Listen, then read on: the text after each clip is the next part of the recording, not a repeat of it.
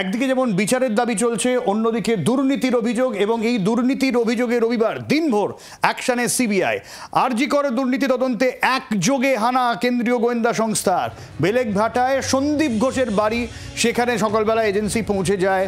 কেষ্টপুরে দেবাশিস সোম, তার বাড়িতে হানা। সন্দীপের বিশ্বস্ত ফরেন্সিক ডাক্তার দেবাশিস সোম। আর্থিক দুর্নীতি মামলার তদন্তে সন্দীপের যোগসূত্রের খোঁজ জানতে নিজাম প্যালেসে এনে জিজ্ঞাসাবাদ কেন্দ্রীয় গোয়েন্দাদের। কোথায় কোথায় আজকে হানা হলো, একবার দিনভর যে সিবিআই আজকে তদন্ত চালালো সেটা একবার আপনাদের দেখিয়ে দেবো, কারণ অন্তত 15টি জায়গায় হানা চলেছে। বিপ্লব সিং, তার বাড়িতে কেন্দ্রীয় গোয়েন্দারা স্ক্যানারে আরও 2 সাপ্লায়ার আফসার খান এবং সুমন হাজরা, হাসপাতালে যেসব জিনিসপত্র সাপ্লাই হয়, এবং 3 সাপ্লায়ারকে সুবিধে পাইয়ে দেওয়ার অভিযোগ সন্দীপ ঘোষের বিরুদ্ধে আগেই এই নিয়ে বিস্তর অভিযোগ উঠেছে। সন্দীপ ঘোষের বিরুদ্ধে একগুচ্ছ অভিযোগ সিবিআই এর সামনে এনেছেন অনেকে।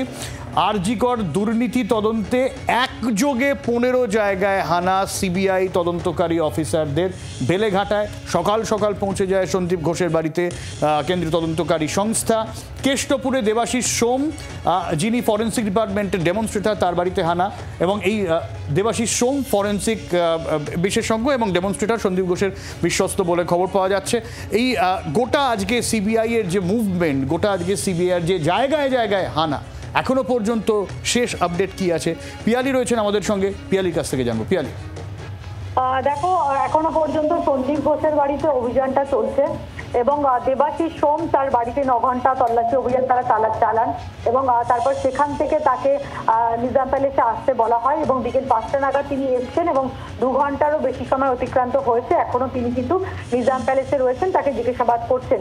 পাশাপাশি বেশ কিছু ব্যবসায়ীর বাড়িতে রয়েছে, যেমন মৌমা লোহা রয়েছে, তার সঙ্গে সঙ্গে ঈশান ক্যাফে, মা তারা ট্রেডার্স, এই সমস্ত যে সংস্থাগুলো, তাদের যারা কন্ট্রাক্টর বা ওনার, তাদের বাড়িগুলোতেও কিন্তু এখনো পর্যন্ত রেড চলছে। পাশাপাশি আবারও নতুন করে 2টো টিম কিন্তু তারা অভিযানে বেরিয়েছে। মূলত এই যে গতকালকে যে এফআইআর তারা রুজু করে এই হাসপাতালের দুর্নীতি সংক্রান্ত বিষয়, সেটা নিয়ে 15টা জায়গাতে তল্লাশি অভিযান চালানো হয়। তার মধ্যে তুমি জানো যে আরজি কর হাসপাতালেও তারা তল্লাশি চালায়, সেখানেও এখনো পর্যন্ত তল্লাশি অভিযান চলছে।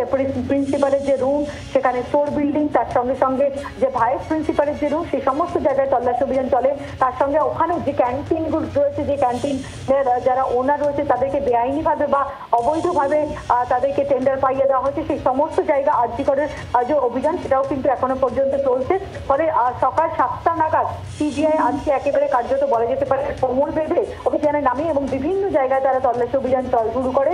সেটা কিন্তু এখনো বেশ কিছু জায়গাতে চলছে। তার মধ্যে সঞ্জয় বৈশিক বলে আরজি কর হাসপাতালের একজন প্রাক্তন ছিলেন, তার বাড়িতেও তল্লাশি, 2টো বাড়িতে তল্লাশি অভিযান চলে, যদিও সেই অভিযান শেষ হয়েছে এবং এখনো বেশ কিছু জায়গায় কিন্তু অভিযান চলছে।